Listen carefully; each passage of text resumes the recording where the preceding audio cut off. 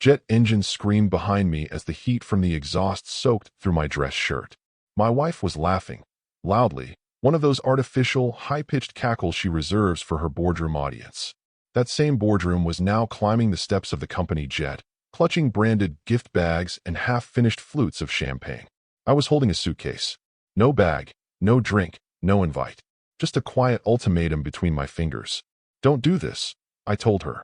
No anger, no pleading, just the weight of it. She didn't hesitate, just spun on one heel, sunglasses already down. Have fun flying commercial, she said, as if that was the punchline to some inside joke I wasn't supposed to get. The kind of joke where you're the one left standing on the pavement. The door hissed shut. The jet didn't take off right away.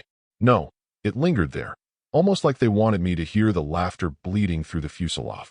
See the silhouettes clinking glasses, smug shapes in tailored suits, raising toasts to another quarter of dominance. I didn't flinch, just stood there as my tie flapped against my chest and the sun baked the top of my head. I didn't blink until the turbine whine faded into the horizon. Then I checked my watch. Right on schedule. I took 3 steps back from the yellow line, opened my phone, and dialed. The line didn't ring, it connected instantly. Activate it, I said. There was a pause on the other end. Then a calm voice replied, confirming. Are you authorizing resignation under Clause 14? Yes. Another pause. Understood. You're aware of the cascade effect this will trigger. I'm counting on it. I hung up and turned toward the black car that had been waiting behind a nearby hangar, its lights already on. This is where I should probably tell you what I do. Who I am.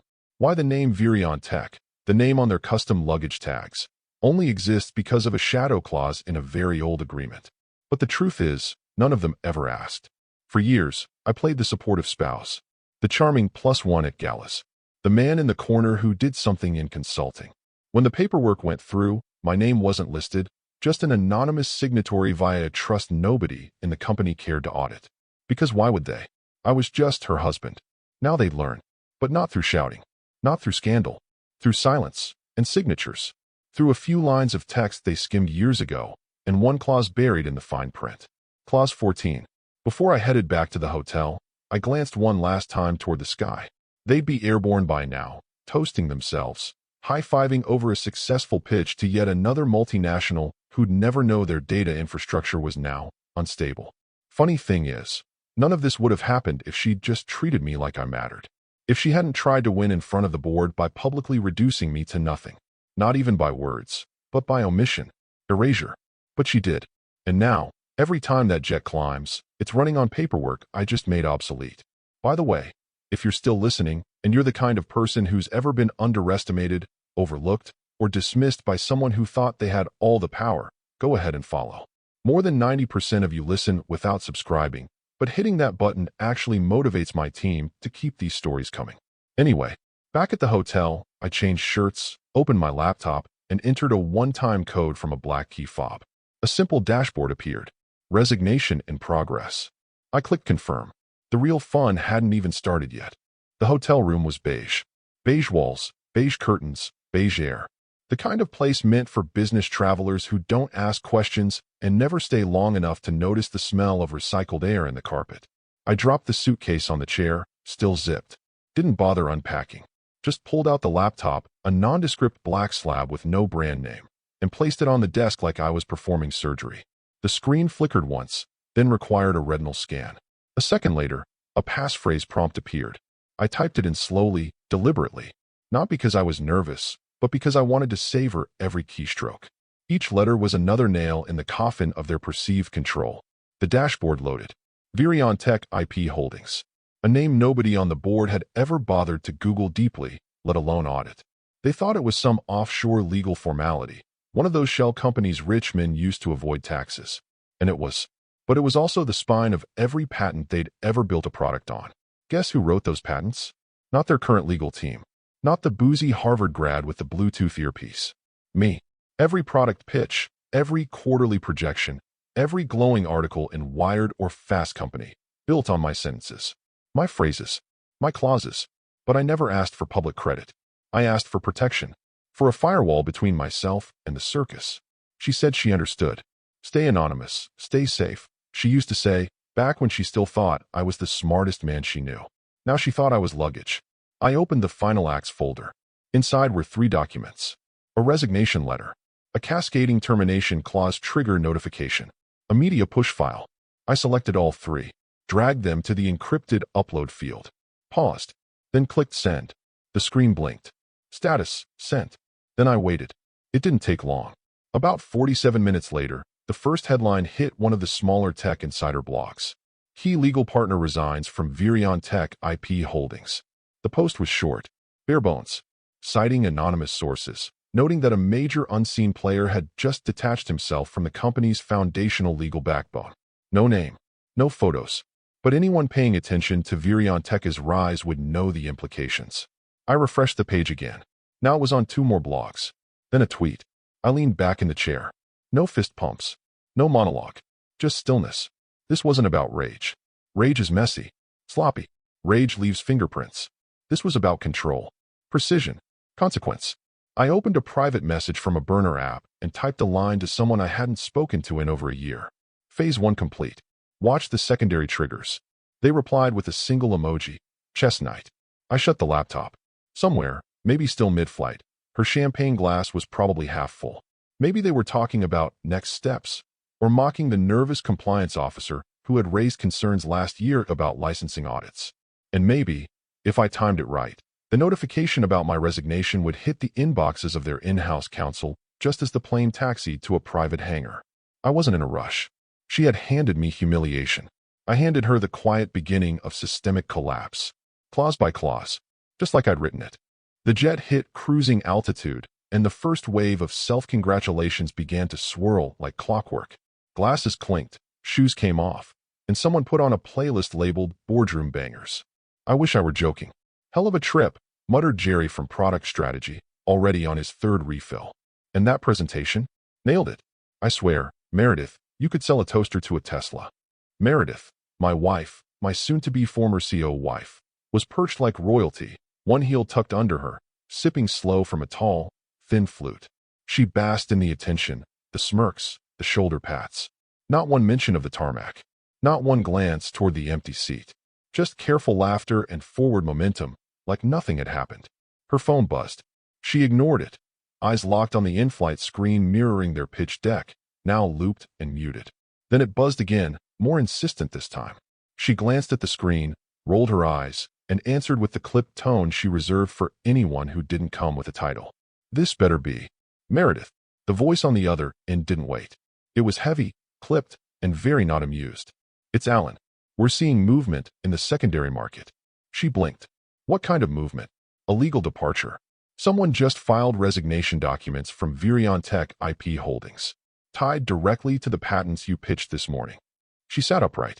We don't know the name, but he's marked as the co-author of the entire intellectual property framework. Not just oversight. Authorship. Do you understand what I'm saying? There was a beat of silence. Then, your husband. That's who you flew commercial today, right? That guy. Who is he? Her hand trembled. Slightly. Just enough that the flute tilted and a few drops caught the back of her wrist. She didn't notice.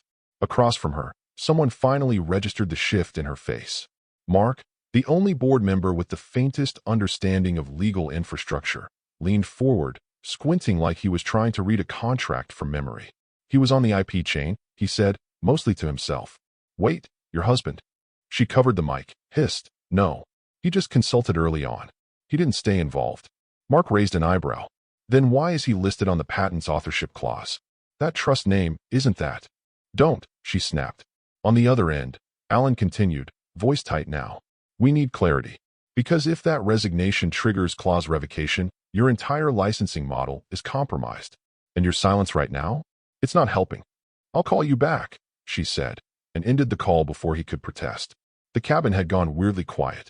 No music, no banter, just the soft hum of altitude and unspoken math being calculated in real time. Someone coughed. Another board member, Tracy, marketing, broke the silence. Wait, are you telling me your husband just pulled out of our IP structure and none of us knew he was even in it? Meredith's jaw tightened.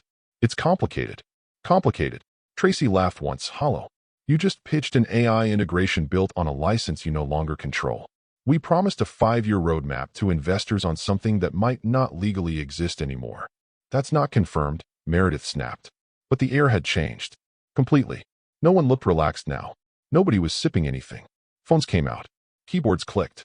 Mark's brow furrowed deeper. And then came the first headline. Someone showed her their screen. Virion Tech IP Holdings legal partner resigns. Licensing impact under review. Meredith stared at it like it was written in a language she'd never learned. And maybe it was. Because she hadn't read the contract. Not the real one. Not the one I drafted, signed, and buried where only the smart ones would look. Which was to say, not her. By midnight, the boardroom looked like a war bunker lit by iPads and overpriced laptops. Half-eaten sushi sweated under fluorescent lights. Jackets had been abandoned. Ties were crooked. Tracy was pacing barefoot with her heels in one hand, swearing under her breath like it was a new cardio routine. Meredith stood at the head of the table, arms crossed, eyes locked on a projection no one wanted to keep reading.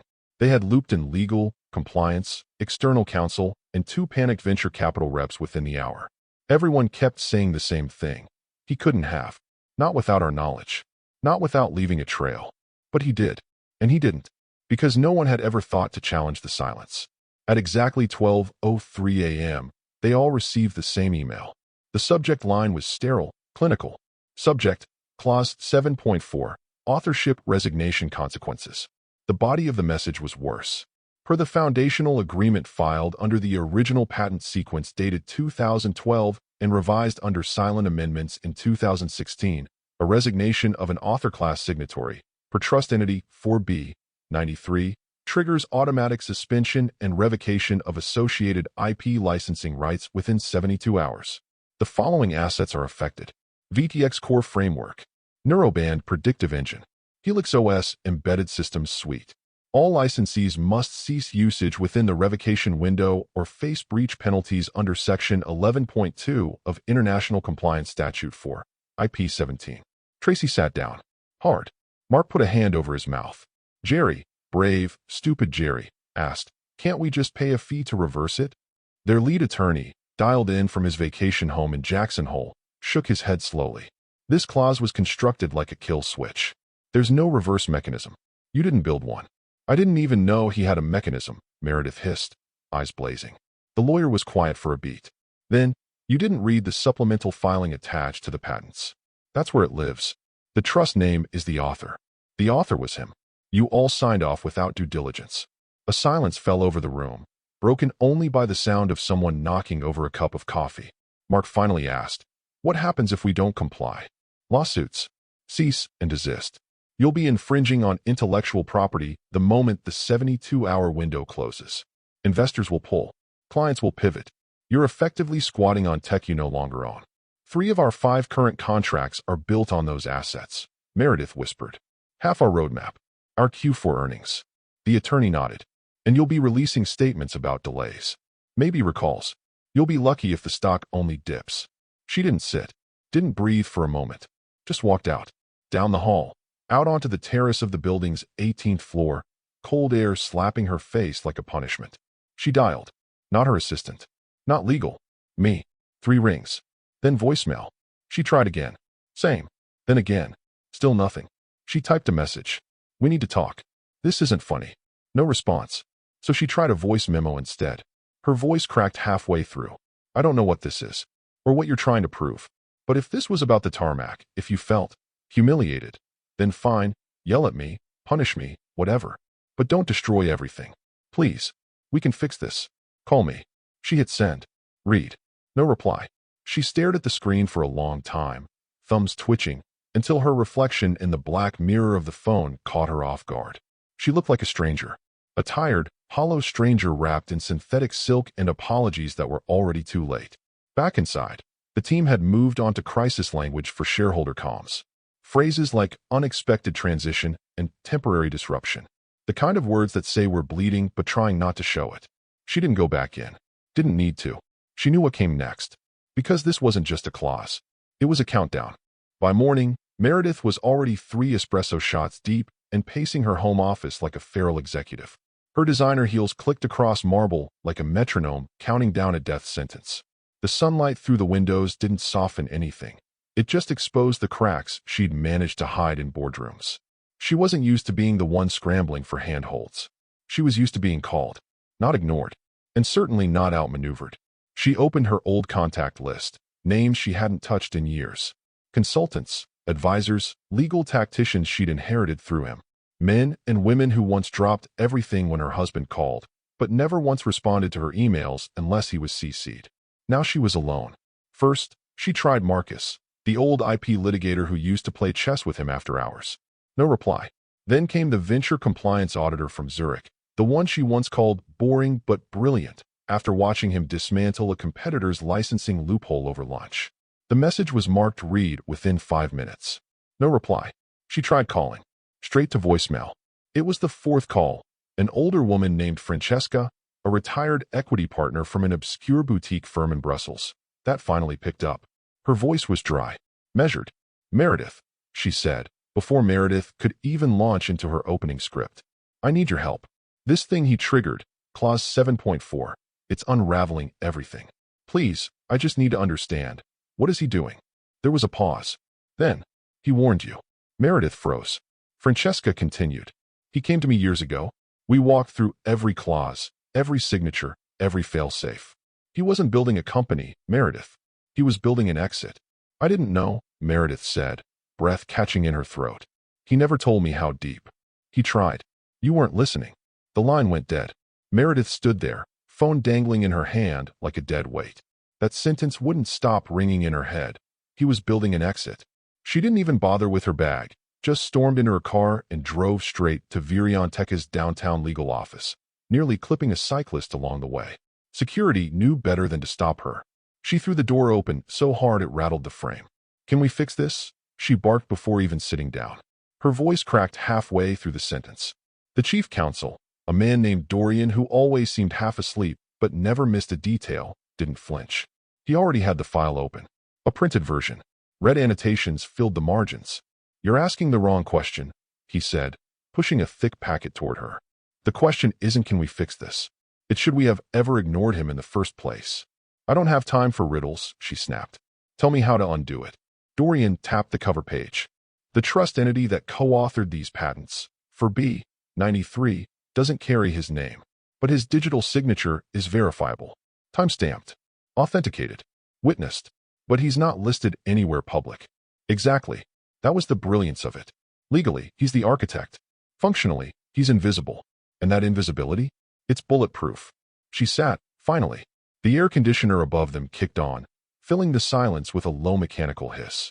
"If he wanted to burn it all down," she said slowly, "he picked the perfect fuse." Dorian leaned forward. "No, he didn't burn it. He just took his name off the foundation. You were standing on it. Now it's gone."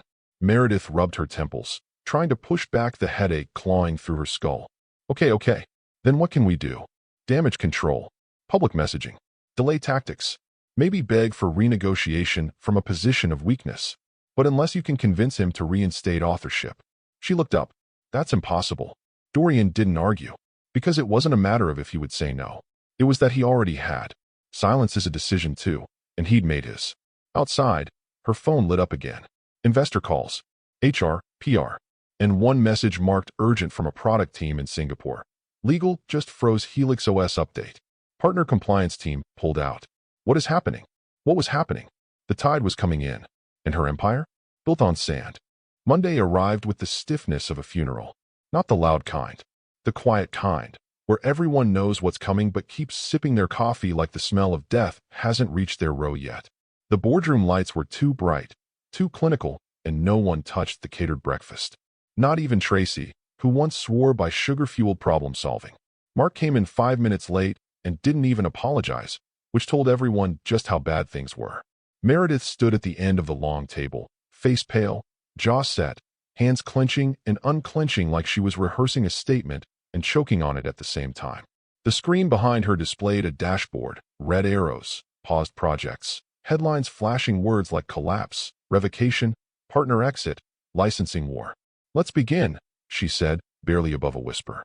No one looked up. She tried again, louder. "Let's get started. Legal is drafting the framework for an emergency appeal, and compliance is working with PR too." "Stop," Mark said. Not a question, a command. He leaned back in his chair and folded his arms. "You said he was just your husband." The room didn't move. "I didn't know he was on the IP chain," she replied, tone sharp, defensive, brittle. He never told me. He kept things. Mark blinked once, then turned to the others. She says he never told her. But tell me this. If your spouse owned the foundation of your company, wouldn't you know? Someone scoffed. Quiet, but not quiet enough. Then came the voice that really mattered. Angela, the newest board member, brought in for optics and regulatory finesse. She didn't speak often. When she did, people listened. He didn't have to tell you, Angela said, voice calm, cutting. That's why we hired you. To know what's in your house, what's in your past. And apparently, you didn't. The words hung there. Not loud, just heavy. Meredith's hands dropped to her sides.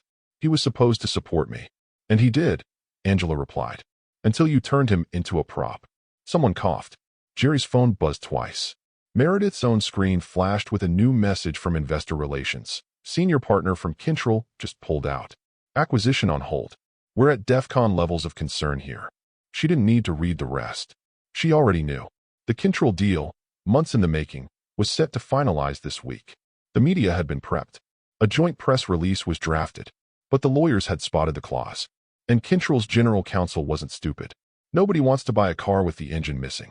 We can stabilize this, she said, to no one in particular. We can negotiate directly with the trust. Maybe re-sign. Tracy slammed her palm on the table. Are you listening to yourself? There is no trust without him. And you think, after the stun on the tarmac, he's going to play nice now. Silence again. Then Mark added. Honestly, I'm starting to think he never played at all. He built the field. We were just too busy patting ourselves on the back to notice we were standing on his lawn. That one stung. She looked at him like he'd just twisted a knife she didn't know was still in her. I've been CEO here for 6 years, she said through gritted teeth. And I carried this company through. Carried it where? Angela asked. To a place where one man can pull a thread and everything falls apart? The numbers didn't lie. Share price had dipped another 12% since the weekend. Internal confidence was bleeding out. Mid-tier investors were already drafting exit notices. A junior associate from legal quietly slid a memo down the table. Succession options, preliminary discussion points. She didn't touch it. Outside the boardroom glass, the office buzzed like normal. But inside, it felt like watching a dam crack, knowing the pressure on the other side was no longer theoretical. Meredith turned to the projection again, but the numbers had stopped updating. Even the system was giving up on her. Behind her, someone whispered, Clause 14. That's what he called it. She turned. What? Clause 14. That's the nickname floating around Twitter. Investors are using it as a shorthand for what he did. For him. She stared at them, dead-eyed. Then turned to the window. Far below, the city didn't care. Taxis kept moving. Lights changed. People walked. But up here, at the top of the company she thought she owned, the walls were shrinking. And no one was coming to save her. It was around 2:40 p.m. when Meredith's phone vibrated with the kind of force that felt deliberate. Not a gentle nudge. A warning. Her assistant's name flashed across the screen, followed by a single line of text. We have a problem. Check Tech Harvest. She tapped the link without thinking, thumb already slick with sweat. The silent partner who walked and took the contracts with him. That was the headline. Subhead. Sources confirm anonymous IP co-author behind Virion Tech patents resigns, leaving company exposed. Old ties run deeper than anyone thought. The article was brutal. Surgical. A journalist named Dahlia Wu had done what no one in her own C-suite had managed to: uncover the buried bones. She had sourced archived legal filings from 12 years ago, documents tied to a private trust, with exact phrase matches to Virion Tech's core architecture. She linked them back to an original shell company incorporated the same year as Virion Tech's launch. But that wasn't the worst part. Halfway down the page, nestled between paragraphs of careful analysis and thinly veiled mockery, was a photo. Black and white. Grainy. But clear enough. Her husband. Younger, suit slightly too big, hair Messier. Smiling and shaking hands with Raymond Kilpatrick, the now-retired founder of Virion Tech. Smiling, relaxed, standing in what looked like the original office lobby when they still had paper signs taped to the walls and rented folding chairs. The caption, sources suggest he wasn't just a spouse. He was there from day one. She stared at it for a long time. Not just a spouse. No, he had been the one who introduced her to Raymond. That part she remembered, vaguely, like a dream you misfile after waking up. She hadn't thought about it in years. It had been a favor, a passing mention. You two might get along, he had said, offhandedly. She thought she'd earned her seat at the table. Turns out the table was his. Her inbox exploded. Investors, partners, people she hadn't spoken to in years. 2 news agencies wanted statements. One sent a draft headline already set for the next morning. CEO oversight or strategic deception? But it was the hashtag that really detonated everything. Hashtag TarmacGate. Started as a joke. A meme, even.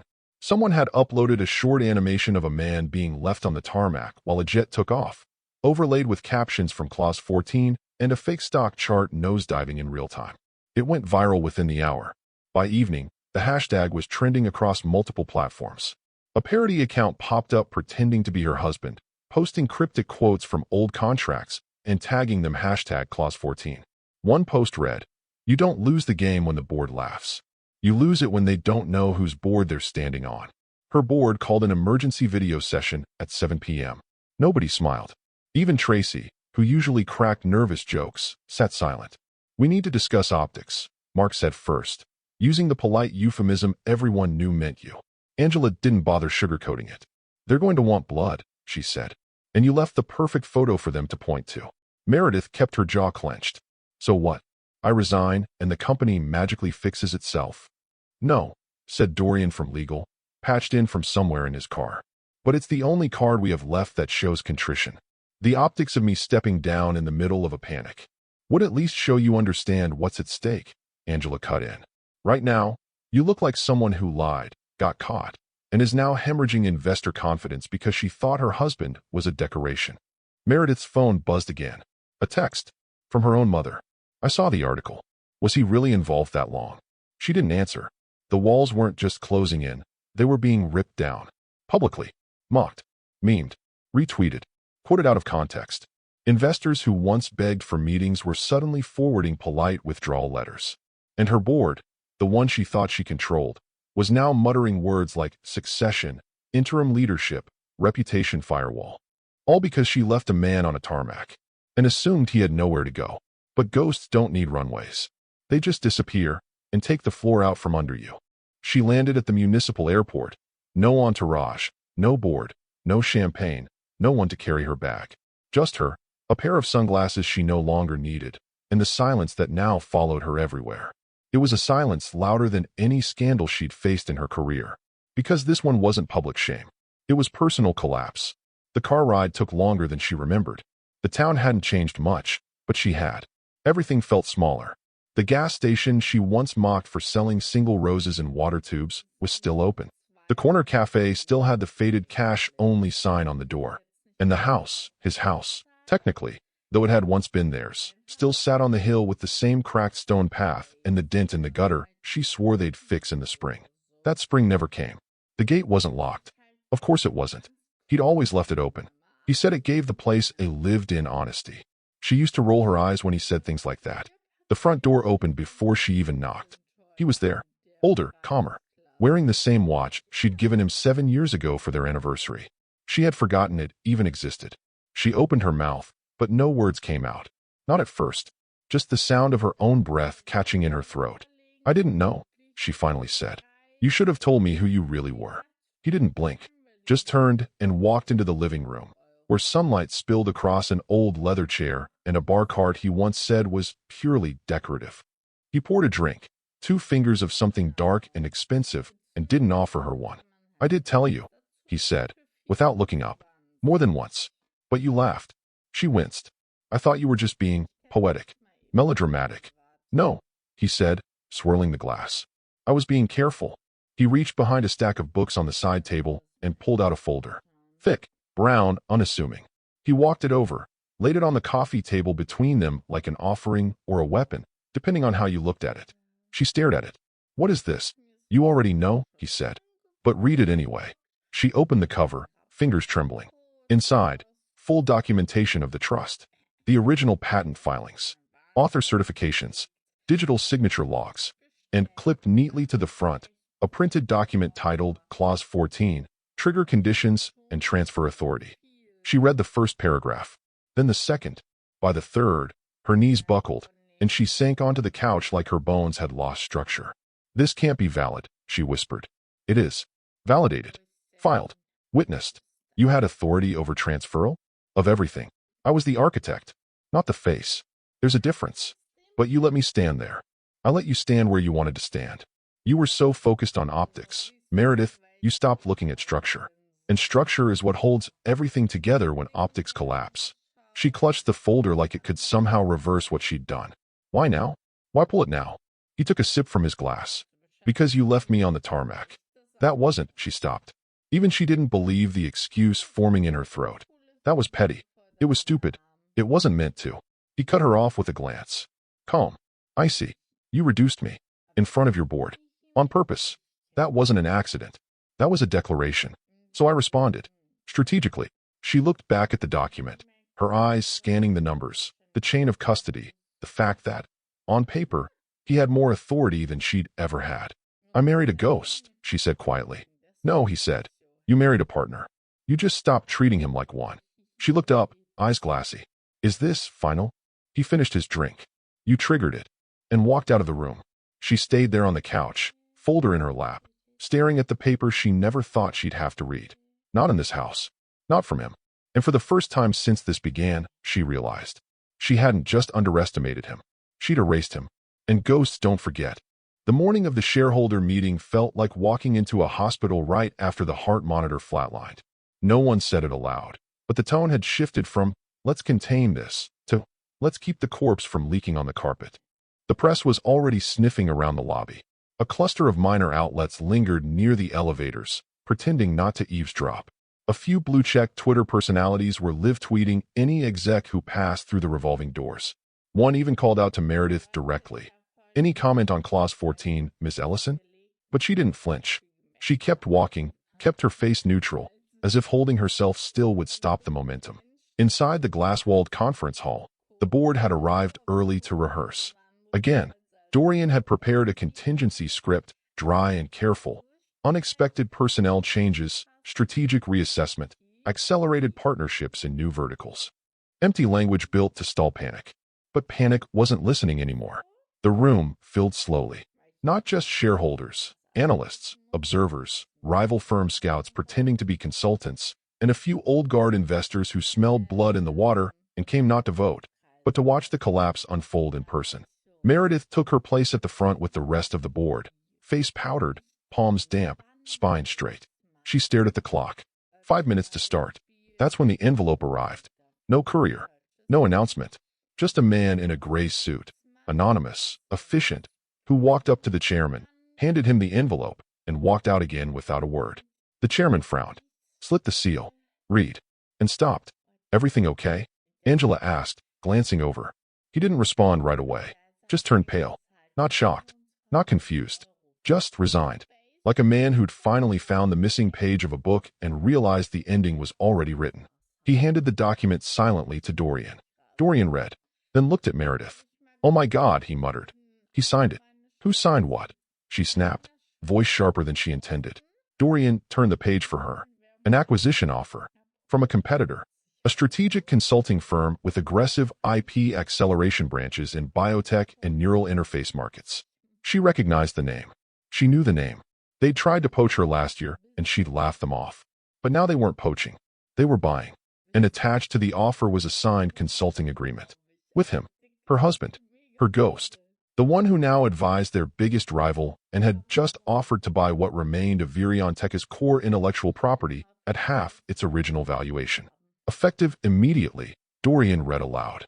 Contingent on full transfer of all affected assets within 45 days. Clause 14 acknowledged and accepted by acquiring party. It wasn't just a bid. It was a message. He wasn't torching Virion Tech. He was repositioning it, absorbing it, rebuilding it elsewhere. And now they could either bleed out slowly or sell. The boardroom fell into a terrifying silence. No one moved. No one breathed. Even the chairman, usually the level head in any storm, set the document down like it was radioactive. He didn't even glance at Meredith. Didn't need to. Angela finally whispered. He played the long game. Meredith said nothing. The projector screen behind them still displayed the meeting agenda, quarterly earnings, market outlook, innovation roadmap. None of it mattered now, because the roadmap had already shifted. And the man they'd left behind? He was already miles ahead. Strategic checkmate. The car smelled like stale leather and drugstore cologne. She hadn't noticed at first. Her senses were dulled, every nerve frayed and twitching. Her bag was crumpled beside her, half unzipped, the folder with the consulting agreement still poking out like an unstitched wound. She hadn't gone home, didn't even think of it, just climbed into the back of a rideshare, gave the address of the apartment she hadn't been to in weeks, and sat in silence while the driver muttered to himself about traffic and toll surges. Her phone buzzed. Not a call, not a text, just a notification from the financial news app she used to refresh obsessively before earnings reports. Breaking: Virion Tech CEO Meredith Ellison steps down amid internal crisis. Her photo was underneath it, the one from her Forbes profile, the power stance portrait with arms folded, chin high, and the caption that once read, "The vision behind the neural future." Now it might as well have said, "The Ghost's Widow." She didn't tap it, just stared. The notification faded. The silence didn't. No one called. Not her mother. Not Angela. Not Dorian. Not even Tracy, who once said they'd ride or die together through any storm. She'd ridden. She was the storm. And now she was the wreckage. At a red light, the driver shifted in his seat, glanced at her in the rearview mirror. He was maybe in his 30s. Ball cap, hoodie with some crypto startup logo she didn't recognize. He squinted. "Hey," he said casually, like he wasn't sure if it was a dream or déjà vu. "Weren't you the one who left your husband on the tarmac?" She looked up, met his eyes in the mirror, didn't speak, didn't blink, didn't deny it. He shrugged, turned back to the road as the light turned green. She leaned back in her seat and closed her eyes. Elsewhere, far from glass towers and investor decks, he sat in a quiet bar lit by amber light and the low hum of blues from a jukebox no one bothered to update. It was the kind of place that didn't ask questions, didn't offer congratulations, just served your drink, remembered your name if you came back, and left you alone if that's what you wanted. The bartender looked over. "You want to start a tab?" he asked. He nodded once, calm as ever. "Name it," he said. "Clause 14.